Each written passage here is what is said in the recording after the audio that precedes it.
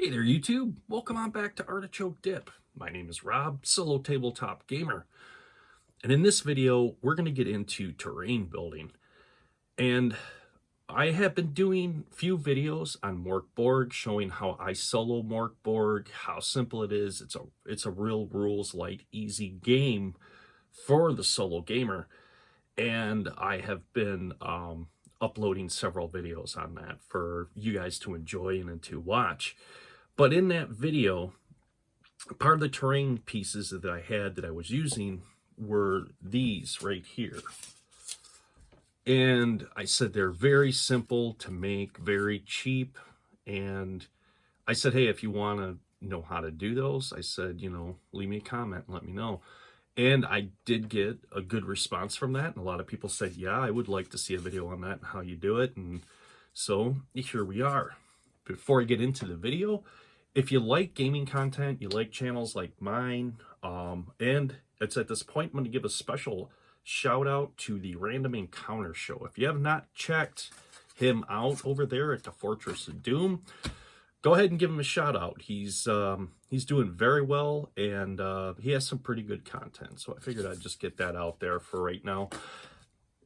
In our gaming hobby, it's very niche, and it's always good to reach out to different channels, give them shout outs, and give you guys awareness. Another one too that I'm going to give a shout out to is the Dungeon Dive, and of course the Solo RPG Guy. So don't forget to check those out as well, and you'll stumble across their channels when you click the like button. Now, the reason why I suggest this is because it's just going to funnel more gaming content your way, or terrain content. So depending on, what you're interested in, that'll help you. But most importantly, if you just stumbled across my channel and you're new here, don't forget to click the subscribe followed by the bell icon. The reason why I say this, when I do upload, you will get a notification to let you know. If not, it gets buried in the vast sea of videos of YouTube.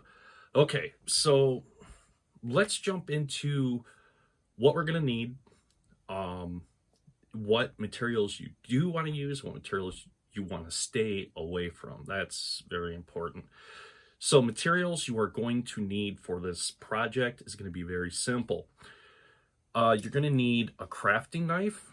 So I have my crafting knife here, but you need a crafting knife. As a matter of fact, you can use a box opener. That'll work just as well as this.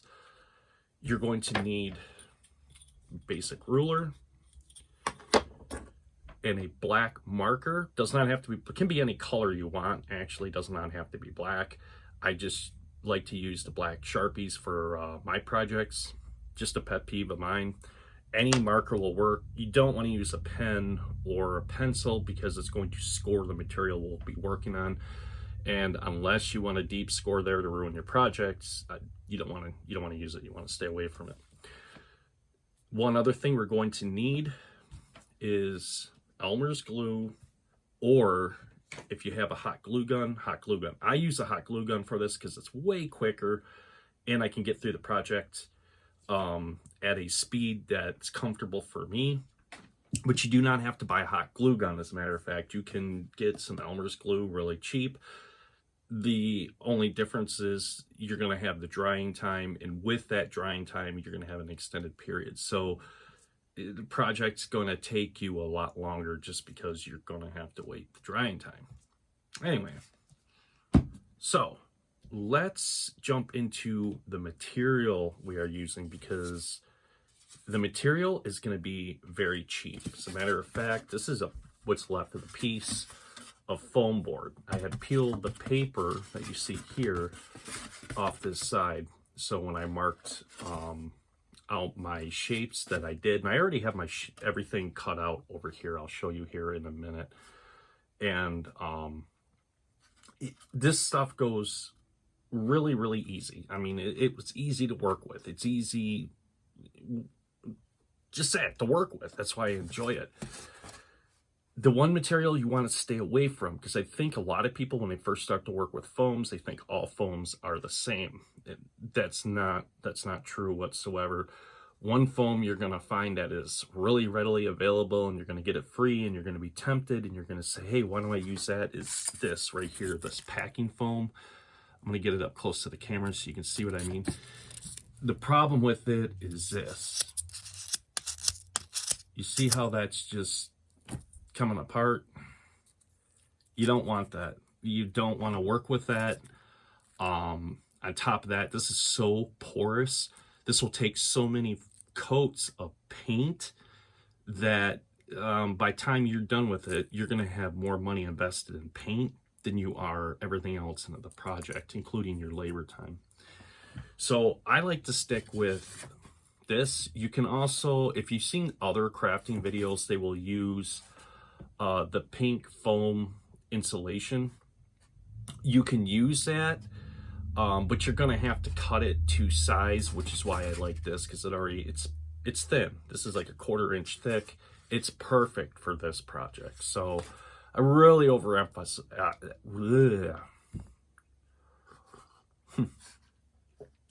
I really emphasize that you go with the foam board. Okay, so the first thing I do when I go to lay this out, and I forgot to mention a few things you're going to need. Let me finish that off first, because I've been scattered brain. This has been a very long week for me, guys. So I'm just coming off a very long week and trying to reel everything in and get ready for the weekend. You're going to need aluminum foil, and aluminum foil will come in later on once we get further into that, and I'll show you how we'll do that on the tabletop. But you're going to need aluminum foil. You get that out of your kitchen. Just get yourself a decent amount, crumble it up into a ball, set that aside. The other thing that you're going to need is paint. I prefer Apple Barrel. Apple Barrel, it's cheap. This stuff is great. I love the consistency of it. You can go to Walmart and get this stuff cheap. And you can blend the colors yourself, and more about that later. If you're not good at blending colors, then what you're going to want to get is black. And you're going to want black for your primer coat. And when we get into that, I'm going to show you why you're going to want that for natural shadowing. And then you're going to want to get 2 different shades of gray. So you're going to want a darker one and then a lighter one. More about that was when we get into the painting section. I'm going to explain that, a little bit of the theory behind it. And then, of course, if you really want really good highlights on it, you're going to want to get white paint. And more about that here in a minute. But let's get into the templates that I cut out, how I did them. So if you're on my Facebook page, if not, I'll have to leave a link at the bottom in the comment section of the video so you can follow that and join the Facebook page if you would like. But if you seen my Facebook page posting, you would have seen these. These have been sitting on my table, and earlier in the week I went through and I cut out the templates. And how I did that is very simple. So I will take minis, and we're going to talk about scaling here. Scaling is how to keep the terrain you're building within a reasonable scale of the miniatures you're using. That's where this comes in. Now, of course, height's going to be a concern when you go to make your terrain, but really, when it comes to this type of terrain, you're going to want to be more concerned with the base here. And now these are all standardized miniatures, 28 millimeter, and the bases are all exactly 1 inch, 28 millimeter being its equivalents.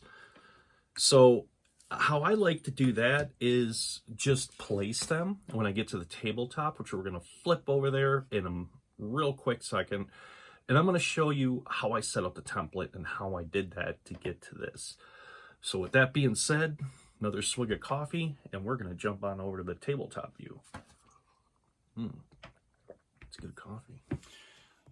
Okay, guys, so we're here at the tabletop view, and I have the stack, and I'm going to show you how I do this.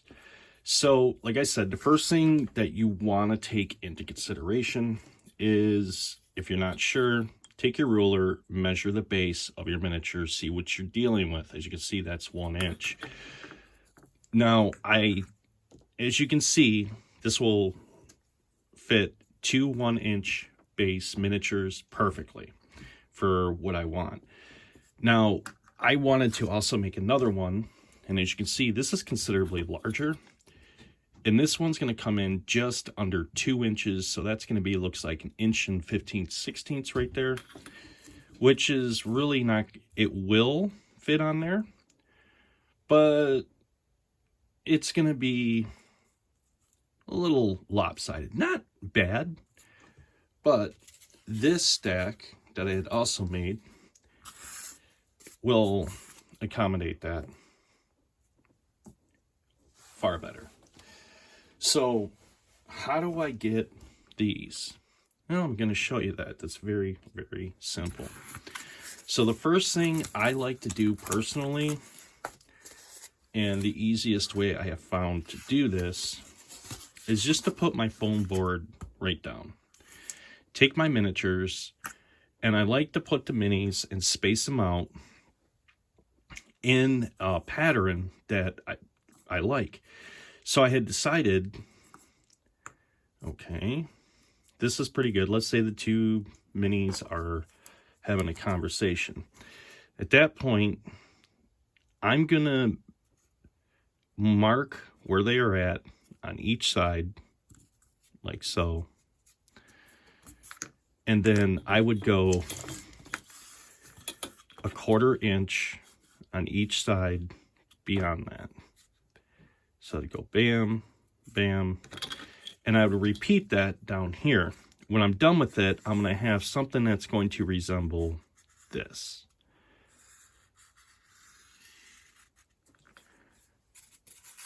As you can see here, which that's a little bit bigger than what I had, but it's pretty dang close. So the first thing I'm going to do is take my hobby knife and I'm going to cut this out. Then I'm going, after I have cut this piece out, I'm going to lay that down. I'm going to trace back over that. Trace the outline like so.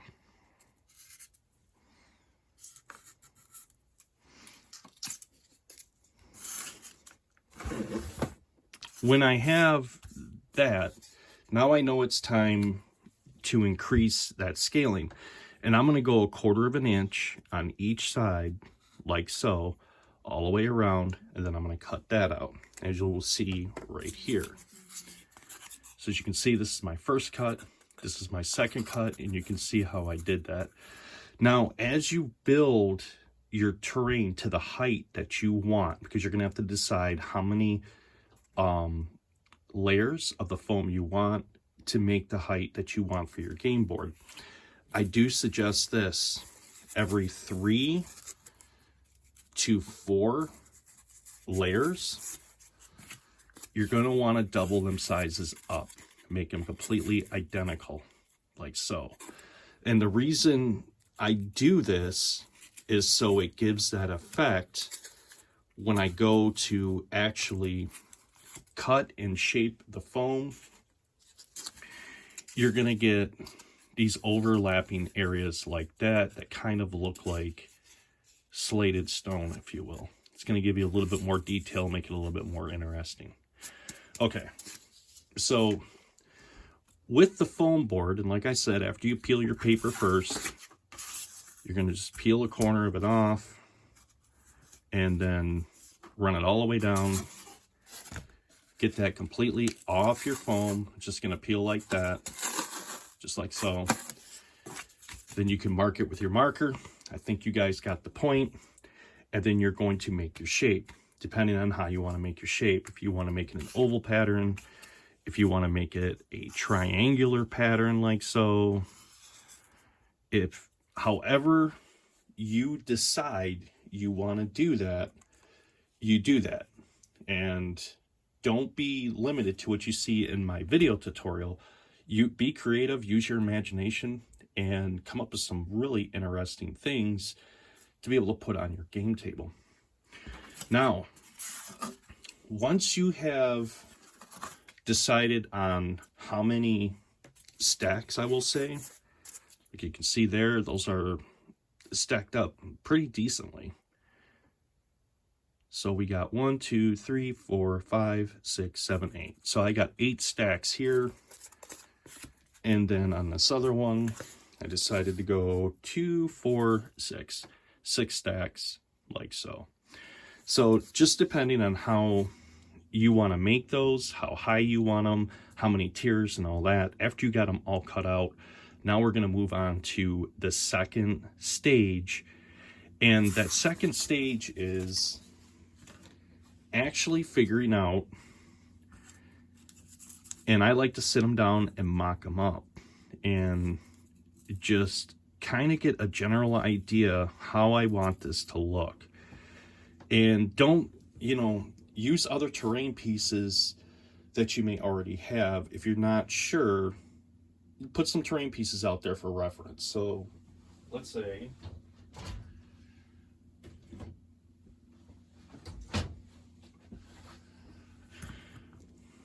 put that there, and I'm gonna make, let's just say I wanted to make these to kind of I always want them to be represented when I put larger pine trees out. So therefore I could always use these and shape those however I wanted. Like so, and say, okay, I'm not going to use that. That's just an example. And say, hey, okay, that's good. That's what I want. Then at that point, I could peel the paper off the back, glue them, start stacking them, and getting ready to move on to the next process of it. But I'm using this as an example to show you, if you need reference points such as your other miniature pieces, tokens you may be using, what have you that you have that you want to put out there, do it. It'll just, you'll be more happy with the end result of the project when you're done with it. And it'll be something that, you can look at and grin going, I did that. Okay. So first things first, let's get this stacked, and I want to see what's going to look decent. Now,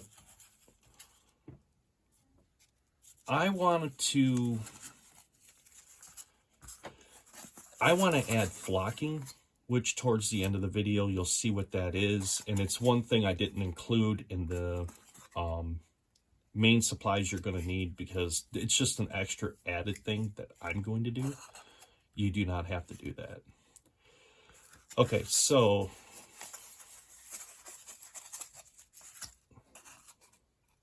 but what I really want is I want to have the appearance, and here's an example to show you, like right here, how you can see how that is kind of overlapping. It's just hanging off the edge of that rock face, and I really want that. That's what I really like about these, is it gives that natural appearance of weathered, eroded stone. So I'm going to turn one that way, and then I'm going to finish it off on the top like so. I think that's going to look pretty good. I think I like the way that that's stacked. You can already kind of see, if I can sandwich these down and hold them, you can already kind of see how I already have the layers, and I'm just going to have to clean those up with a hobby knife and make some really good 45-degree angles and stuff like that to make it look very rigid, but that's going to work. Okay, so texturing's pretty straightforward. I'm going to take your aluminum foil right here, and you're just going to want to lay that on to the surface, rolling it back and forth like so. And as you can see, it's going to give you a textured surface to that. Now, I'm going to take mine a little step further after doing that, and I'm going to take this piece right here, which is one of my terrain pieces, but you can see these nice sharp edges on here, and I'm going to roll that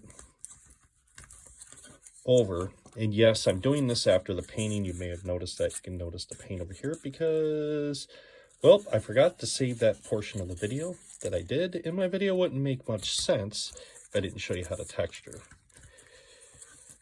So there we go. And as you can see, I got some decent texture in there.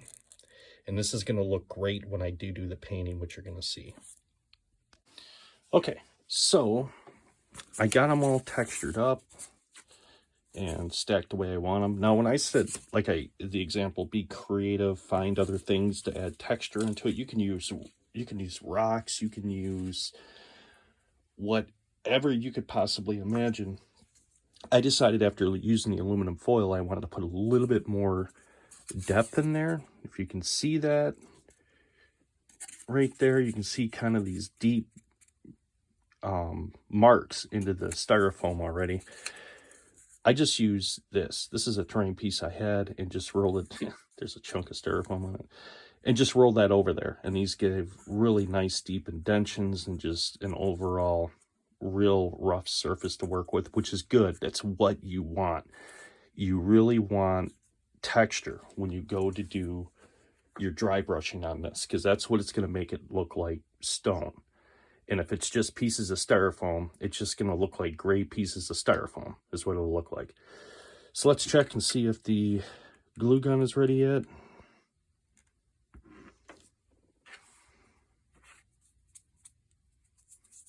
Oh yeah, she's ready. All right.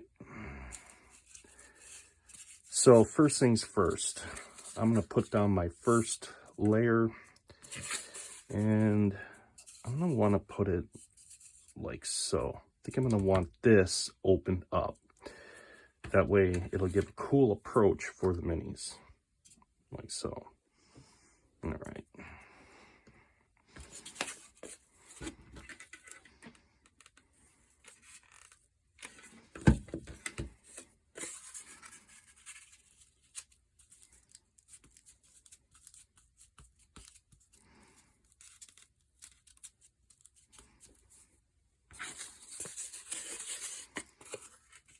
Second layer, I think I'm going to do like that.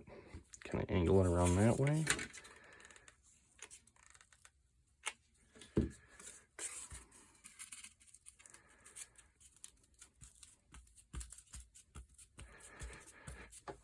Okay.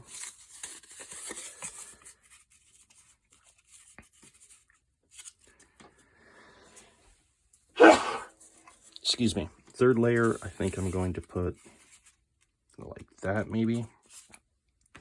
That would definitely give it a lot cooler experience, and it would give it a tier for the minis as they are able to climb.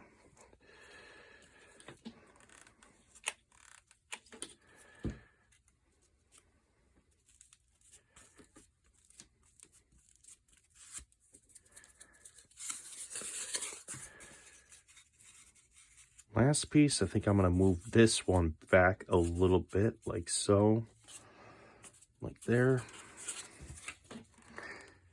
And you'll probably have an idea of what you want to do at first, and then after you get everything textured and you start putting it together, you're going to find it's going to change. I know with me, I can say it does. So this is just the norm for me right here. I think the last one I'm going to sit like that.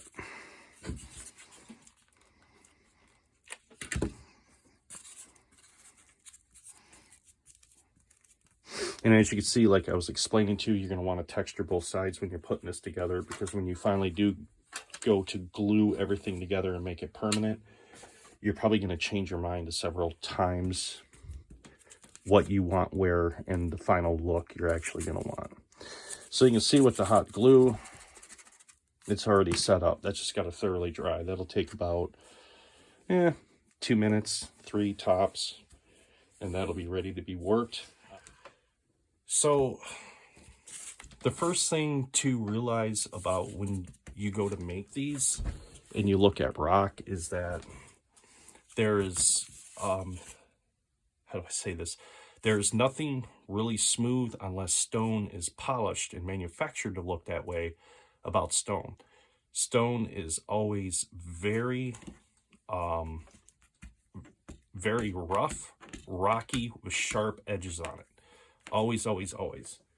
So unless it's manufactured or it's a river stone, you're never going to find a smooth edge. So the first thing I like to do is to go to a random area and just cut me out some of the styrofoam. Get it out of the way.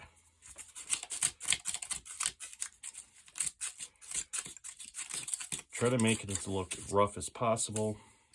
And I'm going to do that in a couple of areas. I think I'm going to do one here.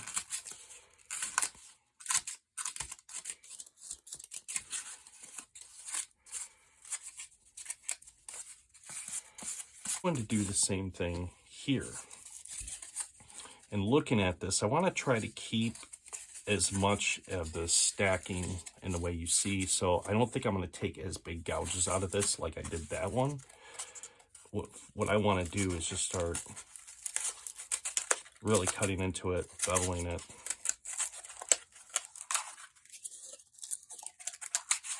Really working at the corners like so. I'm going to take this right out of there, give me a nice rough edge.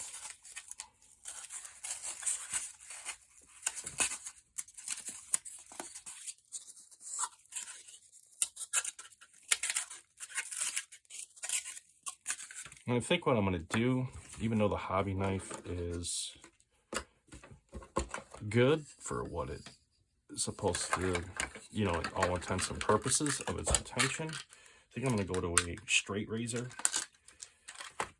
because I'm going to be able to do a little bit more with that. Of course, if you use these, yeah, you're going to want to be very careful, but you're going to be able to take a decent amount of supply off, really get a good cut, like so.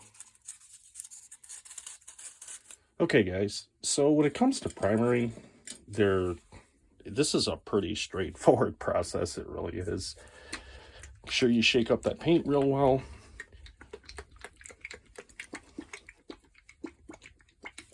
Now this stuff is going to soak up paint pretty quick. I don't airbrush this because I would be there all night with the airbrusher trying to get a really good primer coat on it. This stuff I just completely slather on. Your coat later on anyway. Same thing with this. I'm going to really goop it in there. I really want to get all that shadowing. And if you got to push your brush in there, push your brush in there.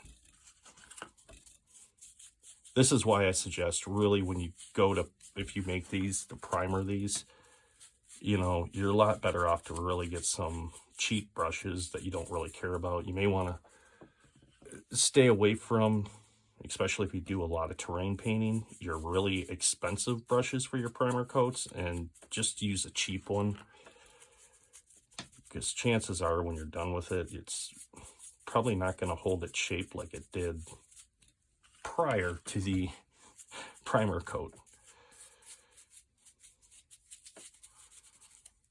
Really pushing it in there, getting a good coat. So let these dry overnight and turned out pretty good.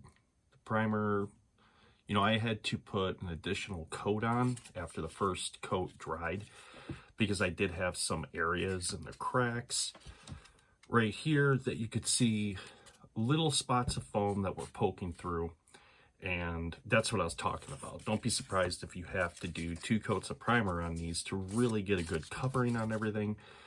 But as you can see, even with the black primer coat on it, it's already taken on a shape of its own, and you're starting to see what the final process is going to look like. So I already have a plan for a couple of these when I was looking at them.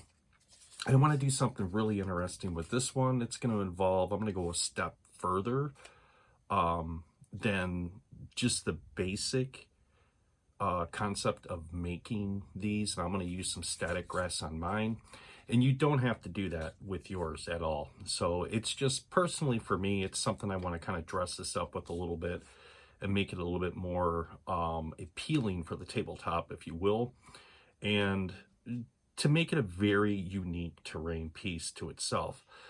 So with that being said, you know, grab yourself a cup of coffee, whatever it is you're drinking, and let's head on over to the tabletop and let's put some paint on this. Let's go over some dry brushing technique, see how simple it actually is and what I use to do that, and see if we can make these look really, really cool with little minimal amount of work and very little money involved.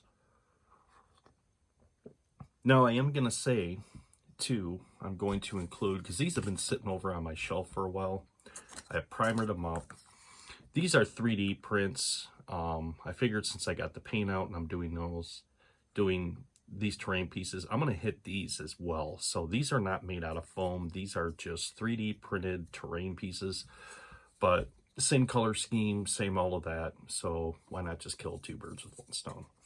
All right, my friends, let's jump on over to the table and let's see all of this come together.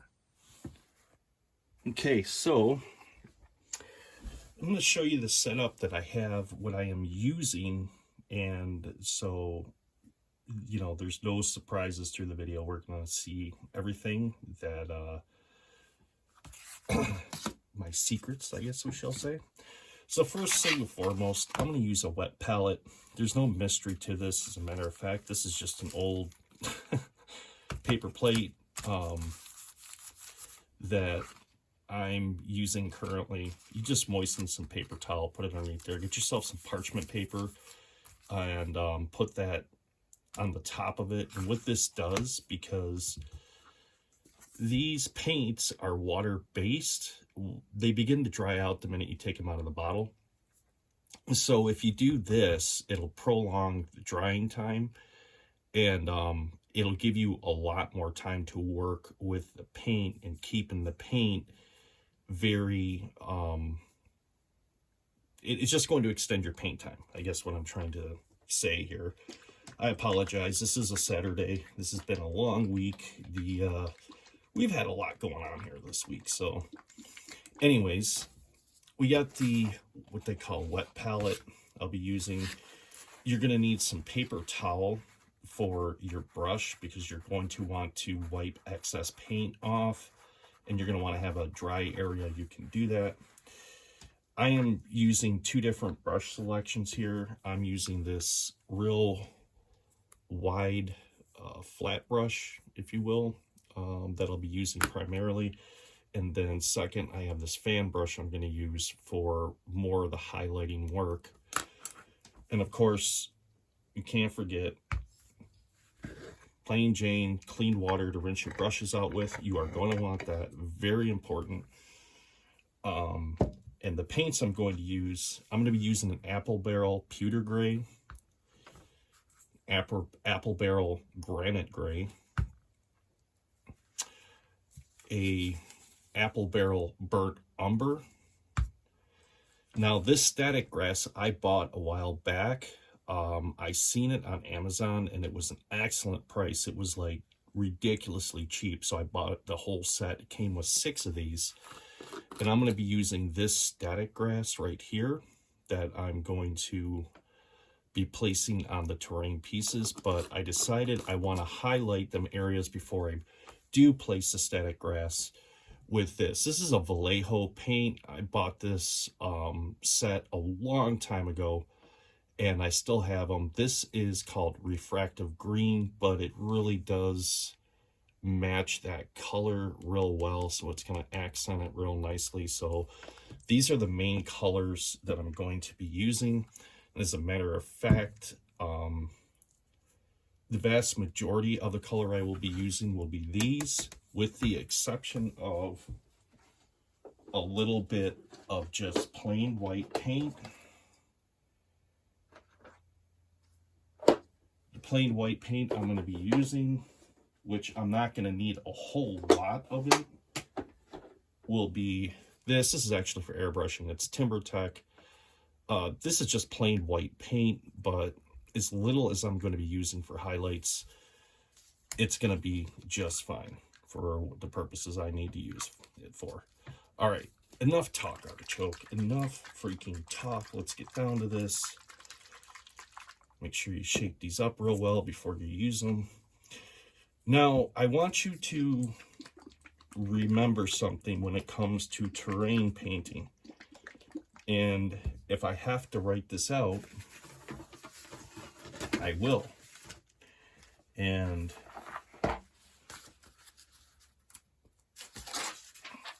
if you can remember this, every terrain piece you do will look really good for tabletop standards, and it'll give you more confidence in every single one you do paint.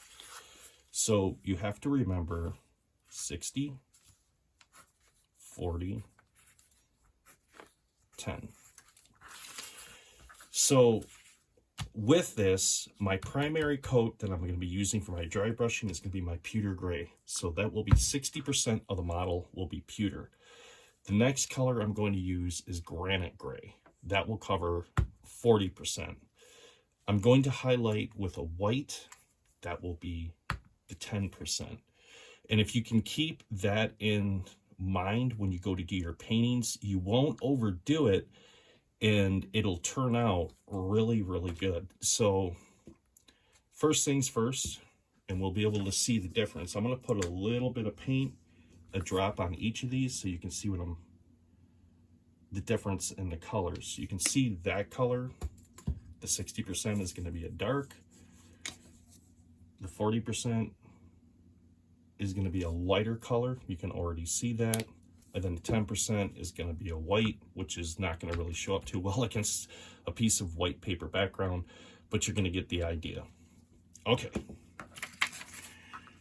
let's get this started. So the first thing I'm going to use is the pewter gray. I'm just going to put me a decent amount of that out there. That's going to be the vast amount that we're going to be using. I'm going to load my brush. It's dry up. The brush is dry. You do not want to do this with a wet brush at all. Never a wet brush. You want a dry brush. Hence the name dry brushing. Now, how do you know when to apply this to the model?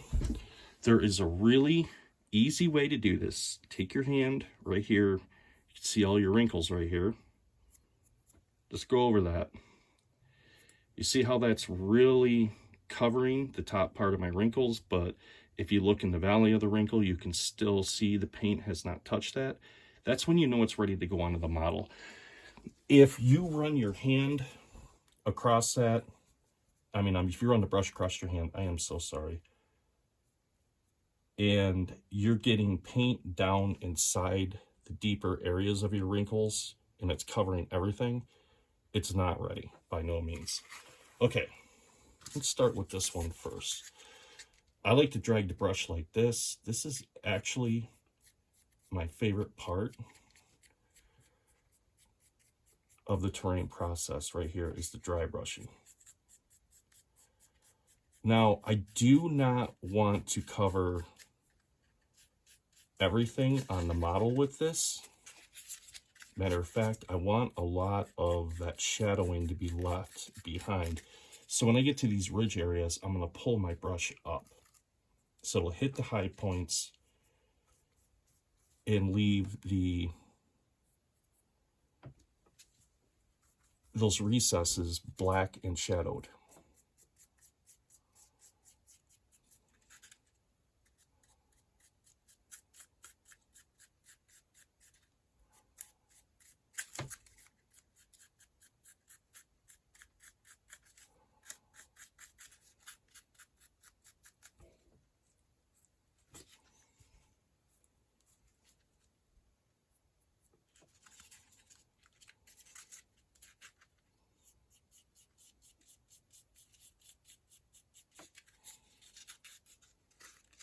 So far, it's starting to look really good.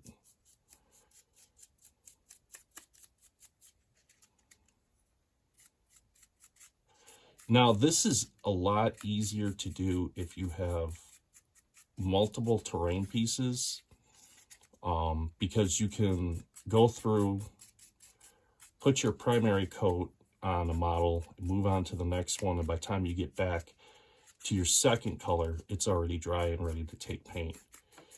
And typically that's what I do. And as you can see, we already got the top coat of that on there. Now you can see what I was talking about by putting the texture in. You can really see how it's hit the high points and left the dark shadowing underneath. And this is just our main coat, main color, however you want to look at it, that I'm putting on there.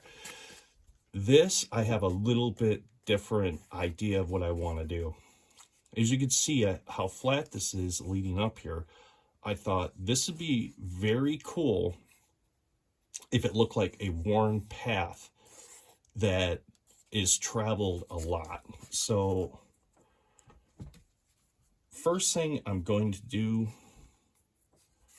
is I really want to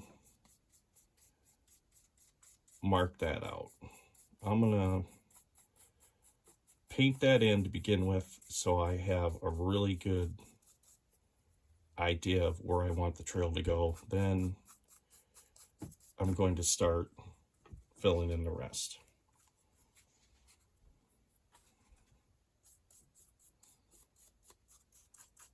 Whoop, see, I got my paint a little too heavy right there. It's no problem. I can clean that up later on when I do the highlights on this.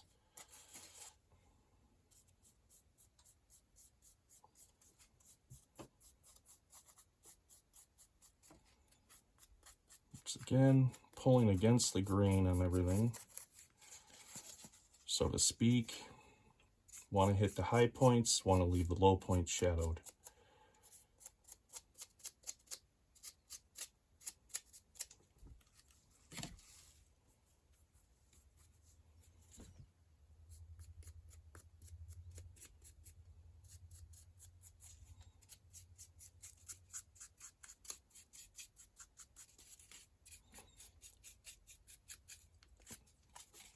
And as you can see, if you break this down with the amount of paint that I'm using, the cost of the foam, these probably work out somewhere in the neighborhood of probably about 35 cents a piece. Versus if you were to buy something printed and shipped to you, and the cost of the shipping, which is going to be far more expensive. So foam is an excellent material to work with. Very easy to put texture into.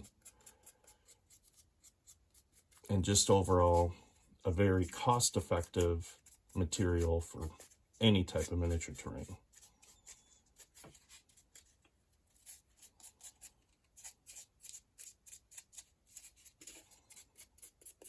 All right. So we got that down. Let's set that aside. You can already see it's starting to really take on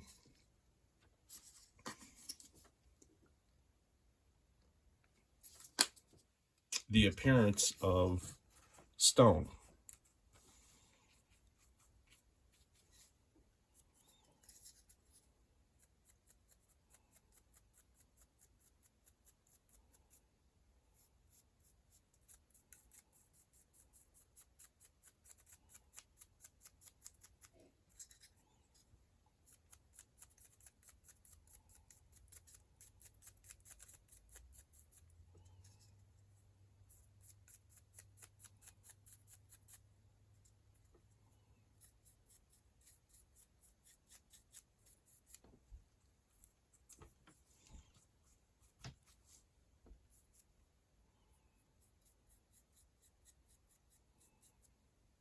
Go.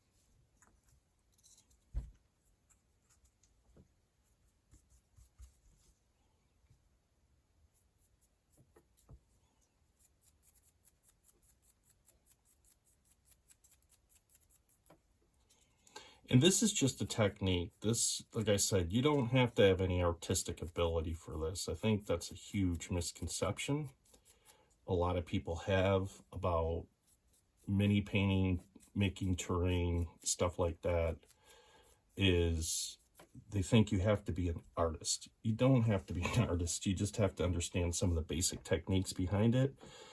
And once you learn those and you learn how to really effectively use them,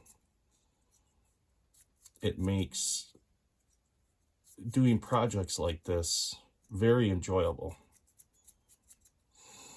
All right.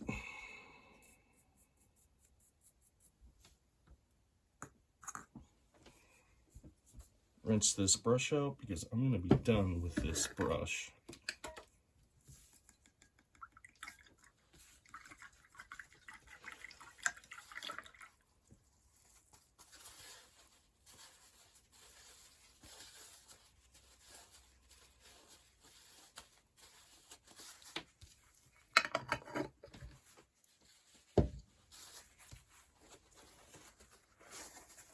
Fold this over to nice clean drier side of the paper towel there.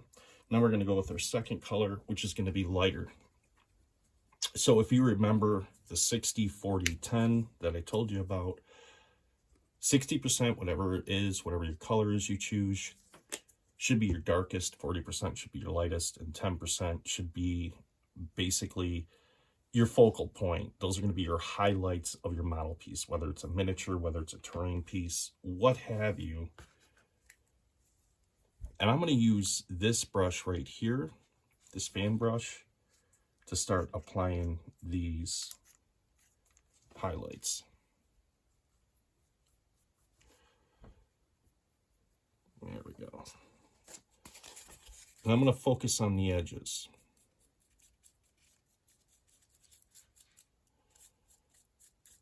And I want to go on the very top of everything. I just want to get the high points. That's all I want. That's all I'm after. I am not trying to repaint the whole model. I am just accenting it, if you want to look at it that way.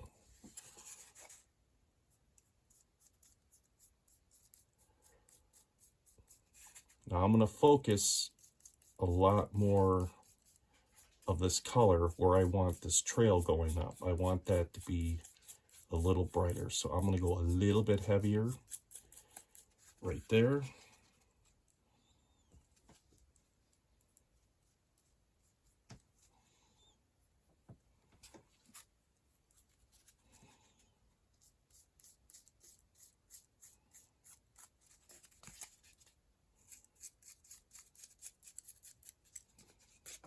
Then I'm going to focus on the sides sporadically. I don't want to overdo it. I want a lot of shadowing down there. I don't want too many lighter colors. So I really want to focus on the top parts. But you have to remember, light always comes from the top, not the bottom. So when you're painting anything, you got to remember that. Which is why you want your lighter colors towards the top of the model you're painting on and not the bottom.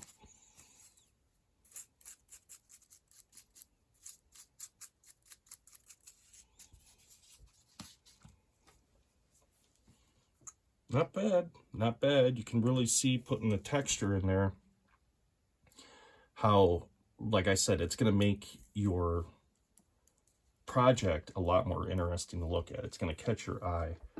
And even right here, this really, these rough parts right here, I'm going to just hit them highlights a little bit more, make those pop a little bit more. And then, of course, I want to focus a little bit more of that paint on the trail part.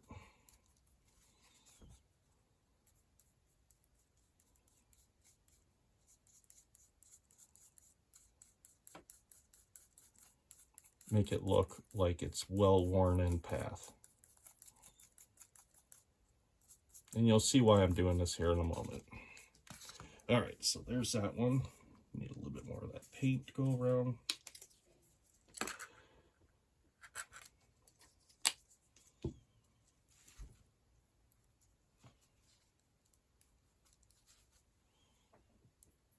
Test it on my finger first. Same thing here. I want to focus on them edges first, highlighting them edges.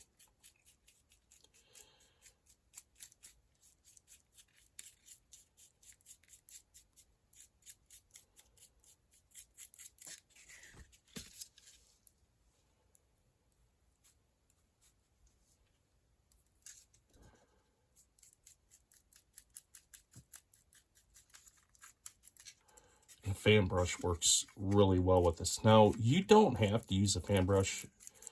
I just have fan brushes, different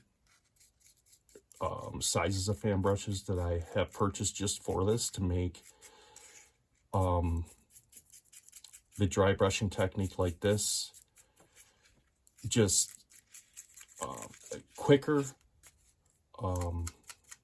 process to make it look better. But any regular brush will work. You just got to remember, you don't want to oversaturate your brush, load it up too much with too much paint. And you just want to hit them high spots. You want to keep it in perspective, 60, 40, 10.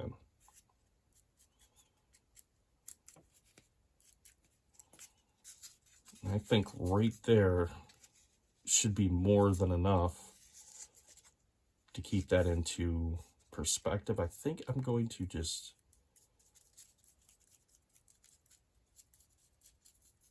get the top here a little bit more because I really want that to pop. There we go.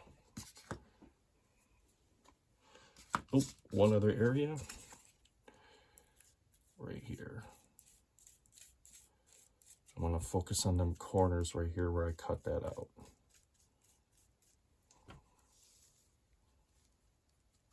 Make that an interesting little area.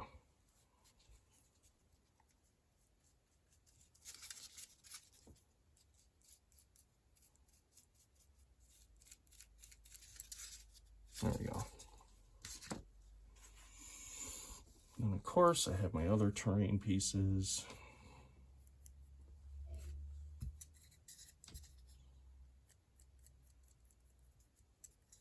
And I'm just going to stagger this. I'm not going to really, I'm going to focus more of it up here towards the top where it's rougher, where the light would be. And I'm just going to sporadically add this to the model in different areas.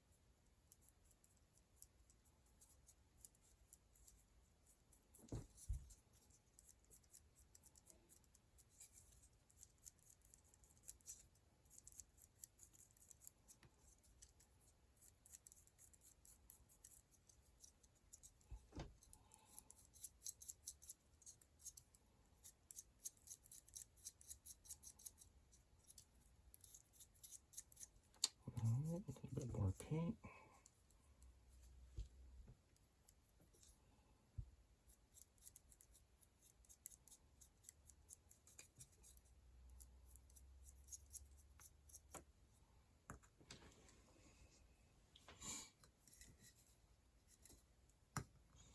Time to rinse that brush out.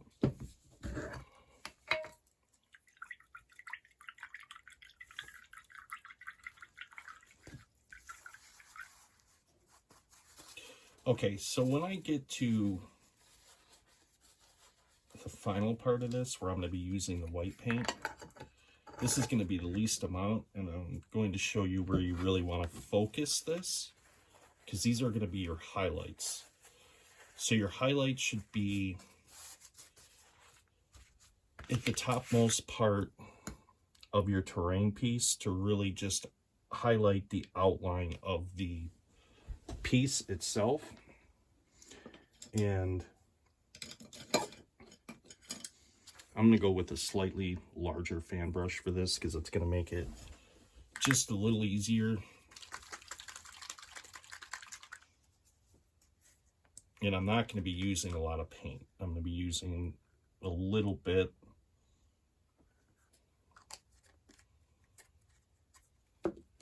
Because we're not going to need that much for this.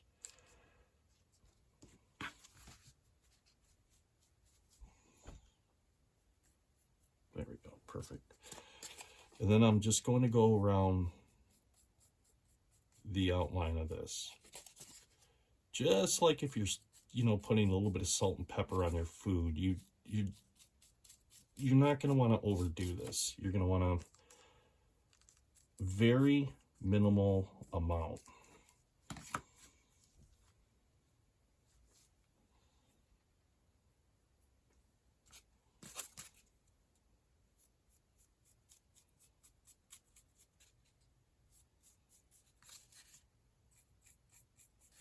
Now I am going to put a decent amount right here on this path because I want that path to be really emphasized. I want that to be the focal point of my terrain piece.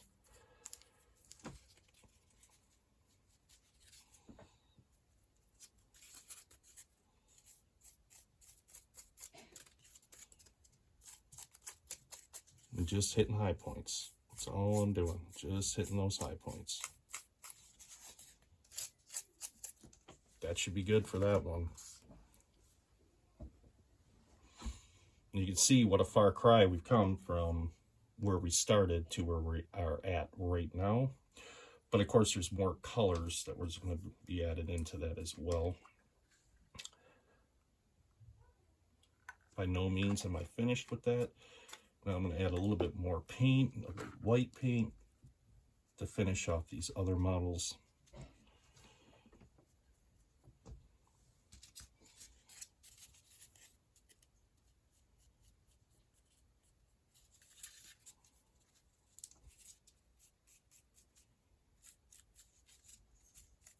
And just remember, just the high spots.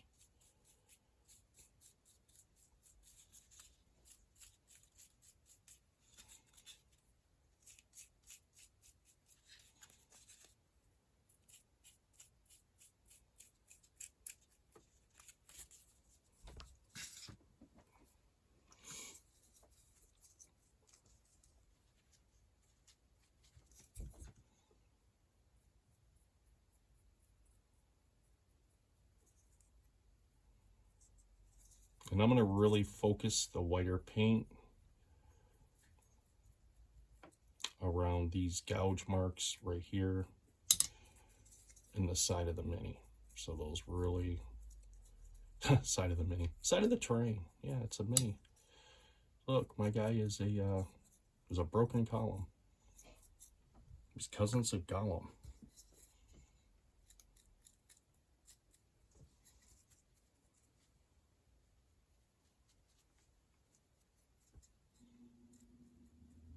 Just focusing on the high spots just to make those pop.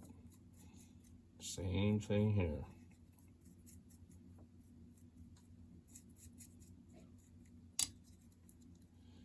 Not wanting to overdo this. Keep it in perspective. Woo.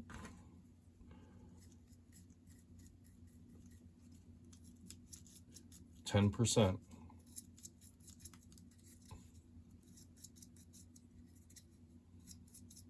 Okay. Hit them high spots right there a little bit more to make them look a little bit more rougher.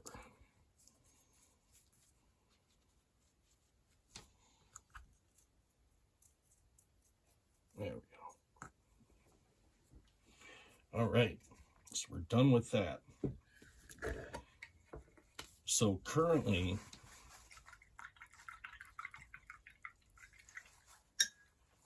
right now, with my 3 colors, as you can see, I think I did a pretty good job of keeping that to the percentages. because the main color you can see on all these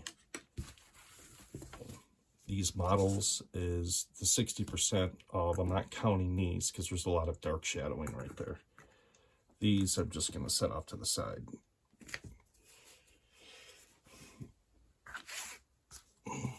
You can really see that the 60% of what you see here, the main color is going to be the pewter gray. The highlighted edges, obviously, is going to be the granite gray. And then you really don't even see the highlights. It's really hard to see where the white is, but the white is actually around the very, very high points, just to outline that. Just to give you that perspective of broken granite, broken slate, what have you. But leaving a lot of the shadowing here. So it really ties everything in with the light comes from the top and the bottom is shadowed. Okay, enough of that. Let's get to the burnt umber. Let's get to the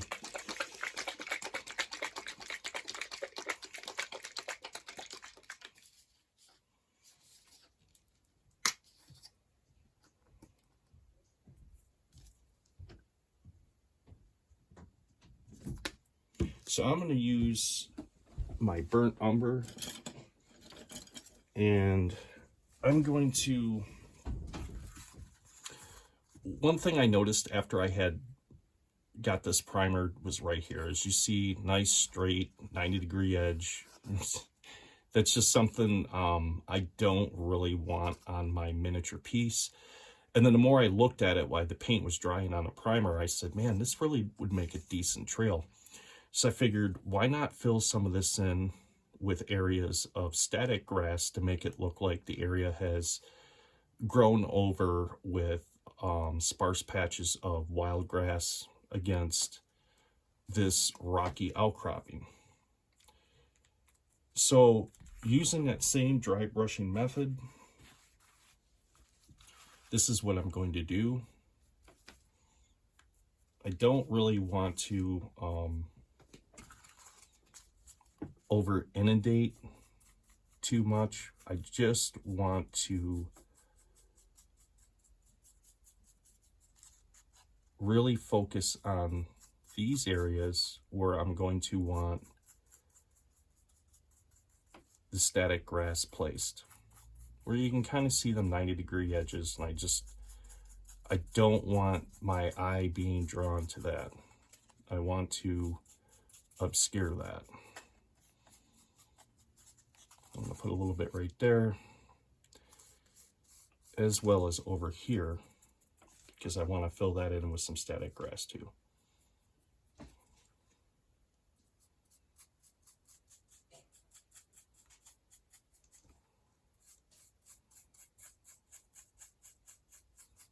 As you can see, my trail's already starting to really pop right there, if you will. All right, so I got my little bit of burnt umber down to give it that color. Last color I'm going to put on there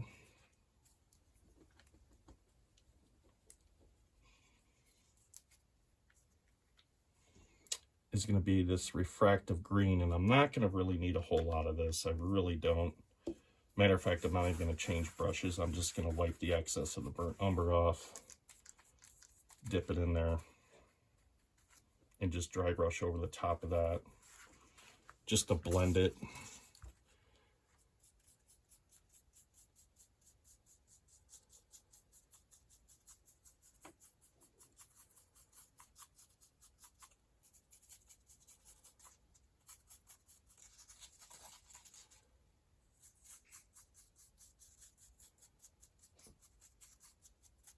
Okay, so you get a decent amount of blending there, and comparing that to the static grass that I have. Rinse this brush out so my paint doesn't dry on there.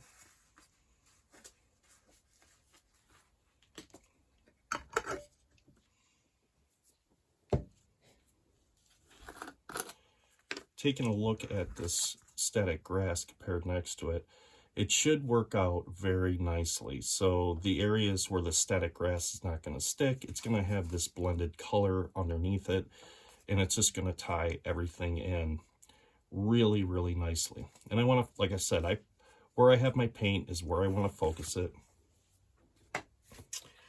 This is going to be a really simple process. The easiest way I have honestly found to apply this, a lot of people will say just dump this straight onto your project. I don't recommend that. You can't really control it all that much.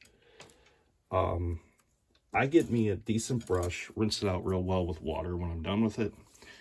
I just pour the glue onto a decent surface. Paper works excellent for this, I have found. I just turn this upside down like so. Pour the glue straight onto the paper.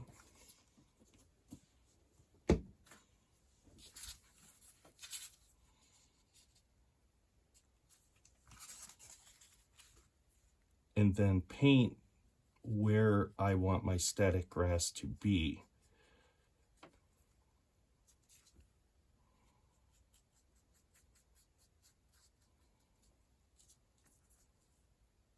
And I really want to focus it. I really want it heavy right there because I want to cover that 90-degree edge. And I figure it would look really good right here to just make this look all covered with vegetation. Strip there, maybe a little bit right here, leaving that exposed to look like moss-covered stone. Same here. Now, I want to bring that down around here, fill this in a little bit so that's all covered with static grass too. And the same with here. I'm going to want to fill that in pretty good. Give it a nice covering.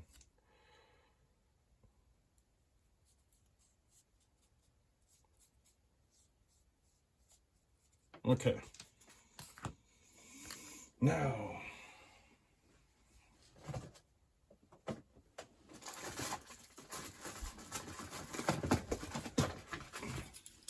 here's a little trick that I learned. Works really well for static grass. Instead of buying expensive applicators and all that, just go to the dollar store, get yourself a cheap little strainer like that.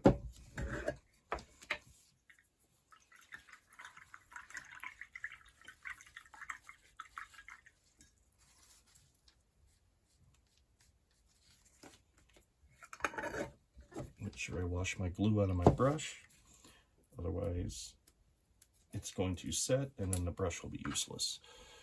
Pour a little bit of the static grass in there and then just tap this over the model like so. It'll fall through.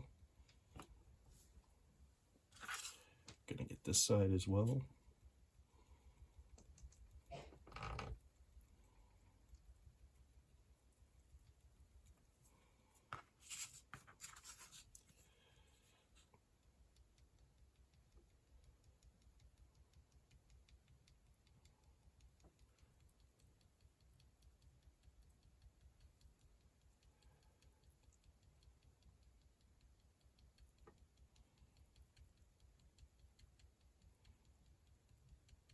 Okay, so there is that area. I gotta let that glue dry. That's gonna take a couple of hours for that to really set up, and not all of this is going to stick to it. Only the areas that are actually contacting the glue. So what I do is after this dries, I come back with a dry paintbrush. I go over it, knocking off any of the loose stuff, leaving the stuff that is actually glued to the surface on there. And then when that happens, I will post a picture of the end result of it so you can see what it looks like. And I don't have to stop there. If I wanted to continue on, I could go around the back part of this, blend the colors, make it look more mossy like if I wanted to. But I kind of like the shadowing effect I have going on here. I like the fact that I have this little trail area to where it would look like my minis could ascend, descend this area. And it's going to look a lot better once that sets up. So that takes care of that piece. And now, with this, I think I'm going to, I want to add some static grass to really make it look interesting. But where I want to put it, I want to put it down here in these areas.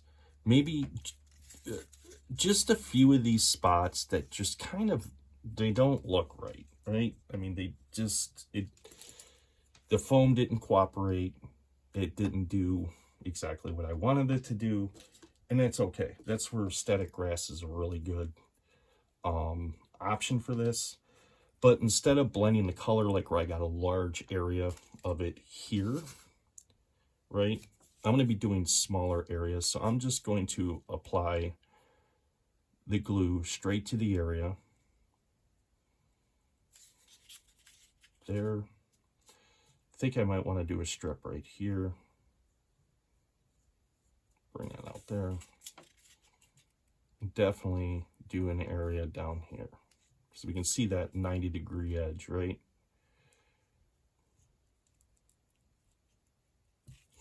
Okay. And I don't really want to overdo it. I don't want my whole terrain piece to look like just a bunch of static grass. That's not what I want. I'm going to go around this edge right here as well. All right, let me rinse that out. We'll load it up with some static grass.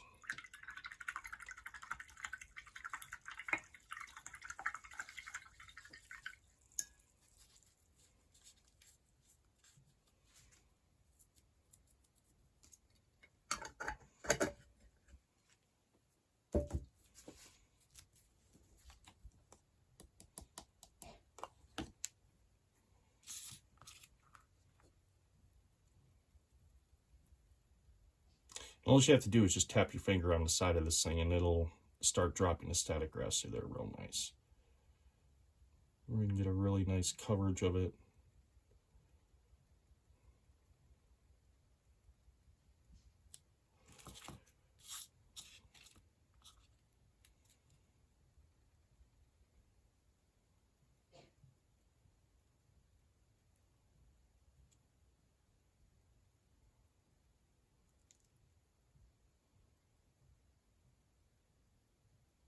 All right. So there we go. Those have got to dry. But you can see how simple it is to make these. It does take it does take a little bit of trial and error, I'm going to say, especially if the first time that you do it. You're probably going to find a lot of things you do not like. But that's good because you're going to find out what you do like and you're going to find out what you don't like. And you're going to improve more on what you do like, if that makes sense to you. And with any terrain project, that is just the way things go. And it's just basically experimentation is what you're doing. Figuring out what works well, what doesn't work well, and rolling through with that. An example that I can give you, one of the things that I was playing around with, and I have since then sat and thought about how I could possibly improve on it and make it better without losing the material, is this right here. So I had cut pieces of foam, I laid them down, I took some Mod Podge primer paint and some sand and I put it in there to make it look very rough texture with sand, but it just didn't turn out exactly the way that I wanted it to. But then I thought, what the hell? Why couldn't I go over this with some burnt umber, some green, make it look more like a grassy type of area. And then I could, at that point, add more to this process right here with these trees that I always use on my terrain by adding some decent pine trees to that. Let's see what we can do with that. Let's see if we can save this terrain piece I have going on here.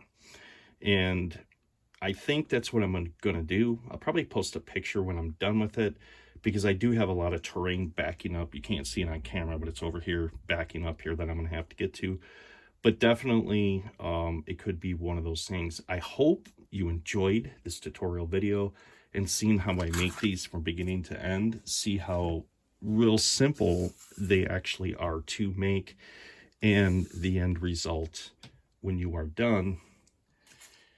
Now, as you can see, I masked the colors of the ones I've already had pretty closely. The thing that